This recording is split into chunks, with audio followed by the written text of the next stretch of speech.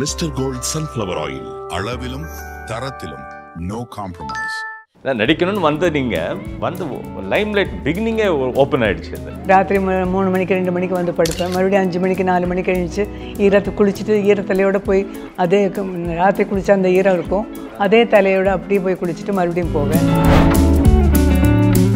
உங்களை முதல்ல ஐடென்டிஃபை பண்ணது ஜெமினி கணேசன் சார்ன்னு சொல்கிறாங்க. இப்போ சென்னையில் வந்து ஃபஸ்ட்டு டே ப்ரோக்ராமில் வந்து ஜெமினி சார் வந்திருந்தார். என்னை கூப்பிட்டு பாமா அப்படின்னாரு, நீ நல்லா இருக்க, நல்லா ஆடுற, நீ ஃப்யூச்சரில் வந்து நல்லா வருவ, பெரிய நடிகையாக வருவ. அந்த அவர் வாய் மொத்தமாக என்னமோ தெரியல, அவர் கூடயே நடிக்கிற வாய்ப்பு வந்தது. நிறைய இருக்குது சிவாஜி ஐயா கிட்ட. நீங்கள் என்ன குறிப்பிட்ட ஒரு விஷயம் அவர்கிட்ட நீங்கள் பார்த்து வியந்ததோ? ஒரு ஷூட்டிங் செட்டுக்கு வந்தாச்சுன்னா மற்றவங்க எப்படி நடிக்கிறாங்க, என்ன பண்ணுறாங்க, எது பண்ணுறாங்க, அதுக்கு நம்ம என்ன ரியாக்ட் பண்ணணும், இது எல்லாமே அவர்கிட்ட தான் நான் கற்றுக்கிட்டேன். நீங்கள் என்ன ஸ்பெசிஃபிக்காக என்னம்மா மக்கள் தலைவர்கிட்டருந்து நீங்கள் தெரிஞ்சுக்கிட்டதோ இல்லை இப்படி இருக்கணுன்றதோ? ஒரு கையில் வணக்கம்மா அப்படின்னாங்கன்னா நீ 2 கையை எடுத்து கும்பிடணும், அப்போ தான் அவங்க நம்மளை பார்த்து கும்பிடுவாங்க. அதை எப்பவும் ஞாபகத்தில் வச்சுக்கணும். ஜெமினி சாரோட பிகினிங் படத்துலேருந்து பண்ணுறீங்க, அவருடைய பழக்க வழக்கங்கள் எப்படிமா? இது புது தகவல்மா, இது வரைக்கும் அந்த கோணத்தில் நான் நிறைய கேள்விப்பட்டிருக்கேன் அவரை பற்றி. ஆமாம், சாவித்ரி மோகன் சொன்னாங்க. பார் college of engineering and technology 23 வகையான பொறியியல் படிப்புகளை வழங்குறாங்க. 9443792222க்கு கால் பண்ணுங்க. ஆச்சி கொழுக்கட்டை மாவு வந்தாச்சு. ஆச்சி கொழுக்கட்டை மாவிற்கு கொழுக்கட்டை அச்சை கேட்டு வாங்குங்கள். உங்களை முதல்ல ஐடென்டிஃபை பண்ணது ஜெமினி கணேசன் சார்ன்னு சொல்கிறாங்க. அதாவது நீங்கள் நல்லா வருவீங்க அப்படின்னு. அது ஞாபகம் இருக்கா? எப்போ? நல்லா ஞாபகம் இருக்குது. ஏன்னா பழனியில் ஆரம்பித்த பயணம், பழனியிலேருந்து ஆரம்பிச்சு, முருகன்கிட்ட இருந்து தான் ஆரம்பிச்சது. நாடகங்கள், ட்ராமா, அப்படி இப்படின்னு ஆரம்பிச்சு டெலிவிஷன் ஷோ வந்து பிற்காலத்தில் வரப்போகுது, இப்படி தான் இருக்கும் அப்படின்னு சொல்லி ஸ்டேஜுக்குள்ளே வந்து டான்ஸ் ஆட வச்சு 2 டான்ஸ் முடிஞ்சோன்னா கர்த்தனை விளக்கிடுவாங்க. அப்போ நாங்கள் அங்கே நின்று டான்ஸ் ஆடுவோம். அப்போ டெலிவிஷன் வராத நேரம் அது. ஆமாம், வராத நேரம் 35-40 வருஷத்துக்கு முன்னாடி, 50 வருஷத்துக்கு முன்னால் நடந்த வந்தா எப்படி இருக்குன்ற கான்செப்ட். ஆமாம், அந்த கான்செப்டை வந்து பழனிக்கு அப்புறம் மதுரை, திருச்சி, திண்டுக்கல், அப்படி பல ஊர்களில் முடித்து லாஸ்ட்டில் வந்து சென்னைக்கு வந்தோம். இப்போ சென்னையில் வந்து ஃபஸ்ட்டு டே ப்ரோக்ராமில் வந்து ஜெமினி சார் வந்திருந்தார் தலைமை தாங்கிறதுக்காக. அவரெல்லாம் பார்த்து முடிஞ்சதுக்கப்புறம் என்னை கூப்பிட்டு பாமா அப்படின்னாரு, நீ நல்லா இருக்க, நல்லா ஆடுற, நீ ஃப்யூச்சரில் வந்து நல்லா வருவ, பெரிய நடிகையாக வருவ அப்படின்னு சொன்னார். அந்த அவர் வாய் மொத்தமாக என்னமோ தெரியல, அவர் கூடயே நடிக்கிற வாய்ப்பு வந்தது. அப்போ நீங்கள் நடிச்சப்போ அவர்கிட்ட அதை பரிமாறிக்கிட்டீங்களா? இப்படி நீங்கள் சொல்லியிருக்கீங்கன்றது அவர்கிட்ட பேசுனீங்களா? இல்லை, அது அவரை பார்த்து அதெல்லாம் பேசுகிற அளவுக்கு எனக்கு புத்தியும் கிடையாது, அறிவும் கிடையாது. அதுதான் கற்பகம் வந்து ஃபர்ஸ்ட் படம் கேஎஸ்ஜி. ஸோ அவர் உங்கள் லைஃப்பில் எப்படிமா கேஎஸ்ஜின்றவரை பற்றி நீங்கள் சொல்லணுன்னா என்ன சொல்லுங்க? ஏன்னா ஆரம்பித்தவர் அவர் தான் உங்களுக்கு. ஆமாம். அண்ட் 100வது படமும் அவர், 200வது படமும் அவர், 300வது படம். இது ஒரு பெரிய சாதனை. இது வேர்ல்டு இதில் இல்லைம்மா. அந்த எனக்கு குருன்னு சொல்லலாம் அவர் தான். ஆமாம், ஏன்னா இந்த கலைக்கு வந்ததுக்கப்புறம் எனக்கு குருவாக இருந்தது அவர், பாலமுருகன் சார், இந்த மாதிரி உள்ளவங்க தான் எல்லாரும். இப்போ நீங்கள் பெரிய ஆச்சரியமா, ஃபர்ஸ்ட் படத்துலேயே உங்களை நீங்கள் புதுமுகம். ஆமாம். ஆனால் உங்களை சுற்றி எல்லாமே வெட்டரன் ஆர்டிஸ்ட். ஒரு பக்கம் ரங்கராவ் சார், நடிகர்கள், ஒரு பக்கம் ஜெமினி சார், எம்.ஆர். ராதா, சாவித்ரி அம்மா, வி.கே. ராமசாமி ஐயா. ஸோ இவ்வளோ பேர் இருந்திருக்காங்க. மனோரமா அம்மா. பட் நீங்கள் வந்து ரொம்ப படம் பார்க்கும்போது அது எதுவுமே தெரியல. அதாவது எல்லாரோட சேர்ந்து நடித்ததில் நீங்களும் ஒரு தனித்துவமாக இருந்தீங்க. அது எப்படி? அது அந்த ஃபஸ்ட்டு படத்துலேயே எப்படி? அது மற்றவங்க கூட நடித்தவங்களுடைய கோஆப்ரேஷன் தான் சொல்லணும். ஏன்னா எல்லாருமே என்னை வந்து ஒரு குழந்தைய பார்த்துக்கிட்டாங்க, ஒரு சகோதரியை பார்த்துட்டாங்க. அந்த மாதிரி எல்லாரும் ஒரு குடும்பமாக நெருங்கி வந்து நின்னதுனால எனக்கு அந்த அளவுக்கு நடிக்க முடிஞ்சது. அவங்க எல்லாரும் கொடுத்த ஆதரவு. சாவித்ரி அம்மா எதுவும் உங்களுக்கு டிப்ஸ் கொடுத்துருக்காங்க? ஆமாம், சாவித்ரி அம்மா சொன்னாங்க, நீ தலை செய்யும்போது காதை கவர் பண்ணி செய்விக்க ரொம்ப அழகாக இருக்கும். அன்னையிலேருந்து இன்னைக்கு வரைக்கும் அதை தான் கடைபிடிக்கிறேன். நீங்கள் அவங்க படங்கள்லாம் பார்த்துருக்கீங்களா ஆரம்ப காலகட்டங்கள்? ஆரம்ப காலத்தில், அதுக்கப்புறம் நடிக்க வந்ததுக்கப்புறம் பாசமலர்லாம் நிறைய தடவை பார்த்துருக்கேன். அவங்கள மாதிரி ஒரு நடிகை உண்டான்னு சொல்லலாம். அவங்க பப்பியம்மா, சரோஜா தேவி அம்மா, பானுமதி அம்மா, இந்த மாதிரி ஒவ்வொருத்தருக்கும் ஒரு வகையான நடிப்பு இருக்குல்ல, அதையெல்லாம் ரசித்து நிறைய படங்கள் பார்த்தேன். ஓஹோ. இப்போது எல்லாருமா படிப்படியாக முன்னேறி இருக்காங்க. என்னுடைய சின்ன அறிவு கட்டின வரைக்கும் பத்மினி அம்மா நடித்து கொஞ்சம் கொஞ்சமாக வந்தாங்க. அப்புறம் சாவித்திரி அம்மா அப்படி வந்தாங்க, சரோஜா தேவி அம்மாவும் அப்படி தான் வந்தாங்க.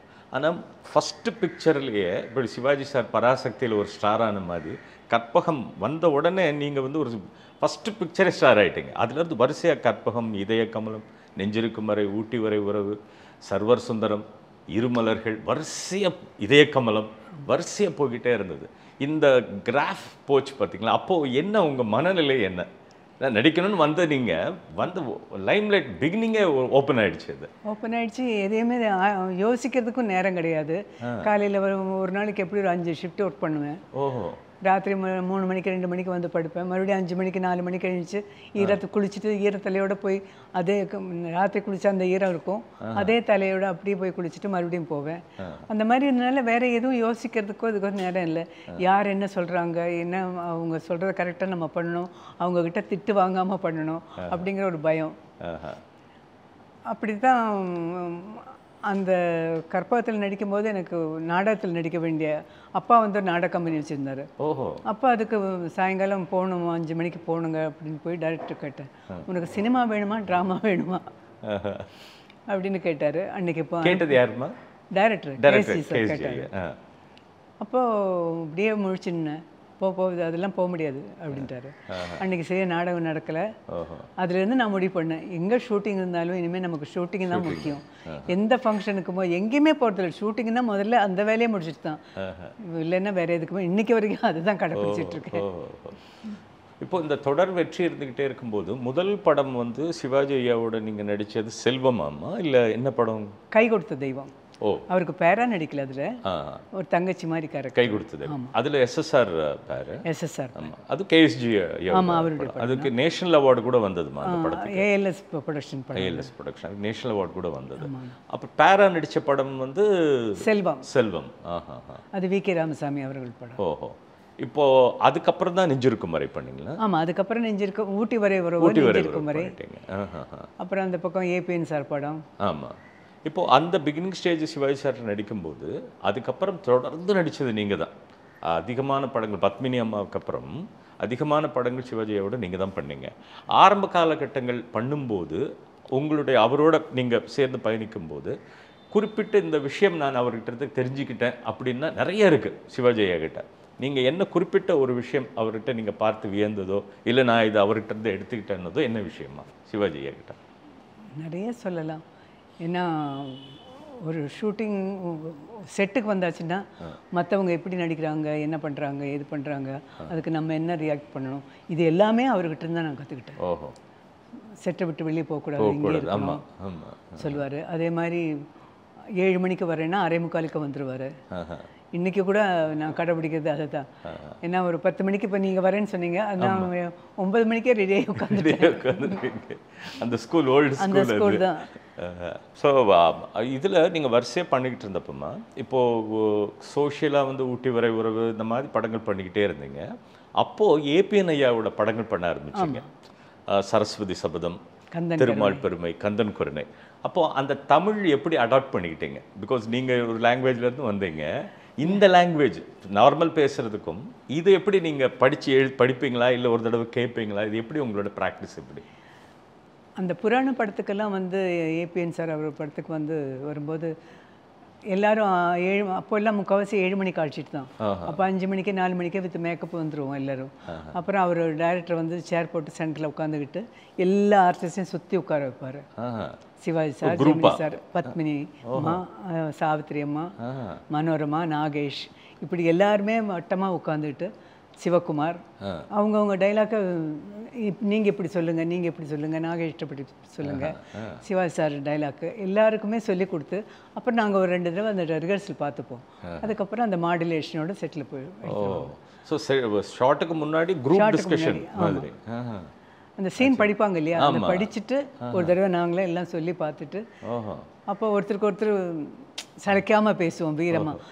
அவர் அப்படி பேசினா நம்ம இன்னும் கொஞ்சம் கூட அழுத்தமாக நல்லா பேசுவோம். அப்படி போட்டி போட்டுட்டு நடிப்போம். அது சரஸ்வதி சபதத்து ஹைலைட்மா. ஏன்னா பிகினிங்கில் தாய் தந்த பிச்சையிலே வளர்ந்தேனம்மான்னு இப்படி வந்துட்டு அதுக்கப்புறம் அந்த நிலைமை மாறின உடனே நீங்கள் வந்து அவர்கிட்ட ஒரு போட்டு நிற்பீங்க சிவாஜி சார்கிட்ட. எப்படி அந்த தைரியமாக பண்ணீங்க? அந்த அவ்வளோ பெரிய பெர்ஃபார்மர் முன்னாடி சேலஞ்சிங்காக இருக்கும் நீங்கள் பேசுகிறதெல்லாம் அவரே எடுத்து. அதெல்லாம் டைரக்டரும் கூட நடித்தவங்க தான் காரணம். ஏன்னா அவங்க வந்து சாதாரணமாக நீ சொல்லுமா தைரியமாக சொல்லுமா அப்படிம்பாங்க, அவ்வளோதான். சிவாஜி சார் என்கரேஜ் பண்ணுவார் எல்லாரும், டைரக்டரும் சரி. எனக்கு கிடைச்ச டைரக்டருங்க அந்த மாதிரி அந்த காலத்தில். ஆமாம். ஒரு இப்போ எப்படி அடாப்ட் பண்ணிக்கிட்டீங்களாம்மா? ஒரு ஏன்னா ஒரு வெரைட்டி ஆஃப் டைரக்டர்ஸ். ஆமாம். நீங்கள் வந்து அப்போ பார்த்தீங்கன்னா கேஎஸ்ஜி உங்களுடைய அவருக்கு ஒரு ட்ரெண்ட் இருக்கும். ஆமாம். திருலோச்சந்திர சாருக்கு ஒரு ட்ரெண்டு, திருலோச்சந்திர சாருக்கு ஒரு ட்ரெண்டு, மாதவன் சாருக்கு வேற ஒரு ட்ரெண்டு. இப்படி ஒவ்வொன்றுக்கும் ஒன்று. இப்போ தேவர் ஃபிலிம்ஸ்னால் அது வேற ட்ரெண்டாக இருக்கும். ஆமாம். கொஞ்சம் அழுத்தி சொல்லணும்னா தேவர் ஃபிலிம்ஸில் டைலாக்கோ எதுவோ ஒரு முறைக்கு அப்பா சொல்லுவார். அதை சொல்லணும், நீ போறியாடா அப்படின்னு சொல்லி 2 தடவை ரிப்பீட் பண்ணி. ஏன்னா அது வந்து போய் மாஸ் ரீச் ஆகணும்னு. ஆமாம், கரெக்ட். தேவர் ஃபிலிம்ஸ் நீங்கள் வந்து மேரேஜுக்கு அப்புறம் நடுவில் குழந்தை பிறகு இல்லை முதல்ல நடிச்சிருக்காங்க. கன்னித்தாய், ஓஹோ, தொழிலாளி, சின்ன மக்கள் திலகத்தோட பண்ணது தொழிலாளி தான் ஃபர்ஸ்ட் படம். இப்போ அவர்கிட்ட என்னம்மா குறிப்பிட்ட, ஏன்னா அவர் நீங்கள் இருக்கிற நேரத்திலேயே பெரிய செல்வாக்கில் இருக்கிறவர் மக்கள் திலகம். அந்த நேரத்தில் நீங்கள் என்ன ஸ்பெசிஃபிக்காக என்னம்மா மக்கள் திலகத்திலிருந்து நீங்கள் தெரிஞ்சுக்கிட்டதோ இல்லை இப்படி இருக்கணுன்றதோ? எனக்கு வருஷம்லாம் ஞாபகம் இல்லை. என்ன இப்போது வந்து அது 55-60 வருஷம் ஆகிருக்கும். அதனால அவர் ஸ்டேஜில் நல்லவன் வாழ்வான்னு சொல்லி ஒரு ட்ராமா வந்து தூத்துக்குடியில் நடந்துகிட்டு இருந்தது. அப்போ அந்த எக்ஸிபிஷன் ப்ரோக்ராமுக்கு நான் போயிருந்தேன். அது சீக்கிரமாக எங்கே ப்ரோக்ராம் எல்லாம் முடிஞ்சோடனே இவர் நாடகம் இருக்குன்னு சொல்லிட்டு 9 மணிக்கு அங்கே போய் உட்காந்து அதை பார்த்துட்டு இருந்தோம். அப்படி தான் நான் அவர் முதல்ல பார்த்தது. ஸ்டேஜில் தான் பார்த்துருக்கேன். நான் கிட்ட எல்லாம் போகல, ஏன்னா அவரை சுற்றி நல்ல க்ரௌட் இருக்கும் இல்லையா, அவங்க தான் முதல்ல பார்த்தேன். அப்புறம் நான் பார்த்தது தொழிலாளி படத்துக்காக பார்த்தேன். அது தேவர் ஃபிலிம்ஸ் முதல் படம் அதுதான். ஆமாம், தொழிலாளி. அப்புறம் கன்னித்தாய் நினைக்கிறேன். கன்னித்தாய். இப்போ அவர்கிட்ட இருந்து நீங்கள் பார்த்த ஒரு குறிப்பிட்ட அம்சம் இது அவர்கிட்ட கற்றுக்கணும். இப்போ எப்படி சிவாஜி சார்கிட்ட அந்த டைமிங்கு அந்த பிரின்சிபல்லாம் சொல்கிறீங்க, அதே மாதிரி மக்கள் திலகத்துக்கிட்ட என்னம்மா ஒரு ஸ்பெசிஃபிக்கான விஷயம்? அவர்கிட்ட கற்றுக்கிட்டது வந்து யாராவது வந்து ஒரு கையில் வணக்கம்மா அப்படின்னாங்கன்னா நீ 2 கையை எடுத்து கும்பிடணும்.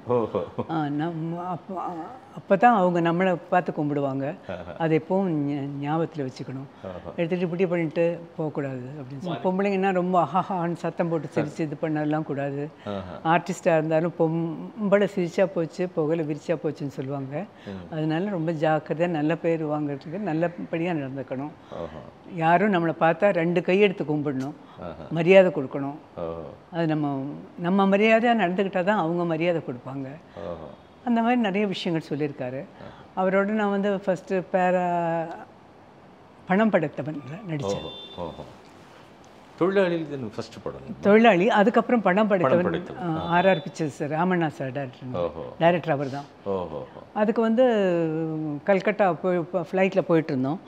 அப்போ நிறைய ஒர்க் பண்ணிட்டு ரொம்ப டயர்டாக உட்காந்துருந்தேன். அப்போ வந்து அவர் ஜானகி அம்மாட்ட சொல்லிட்டு போய் கேளு அவளுக்கு என்ன வேணும்னா, ஏன் டல்லாக இருக்க, உடம்பு சரியில்லையா, இல்லை கொஞ்சம் தலைவலிக்குது அப்படின்னு சொல்லிட்டு இருந்தேன்.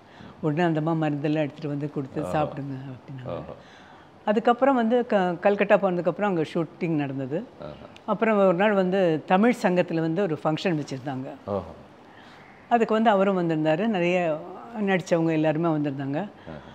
அப்போ வந்து சொன்னார், இந்த பொண்ணு வந்து விஜயா, KR விஜயா, புது பொண்ணு, கற்பகம் படத்தில் நடிச்சிருக்கா, நல்லா பண்ணியிருக்கா, ஃப்யூச்சரில் வந்து அவள் ரொம்ப நல்லா வருவா அப்படின்னு சொல்லி ஒரு நல்ல இன்ட்ரோடக்ஷன் பண்ணார். அது வந்து என்னால் மறக்கவே முடியாது.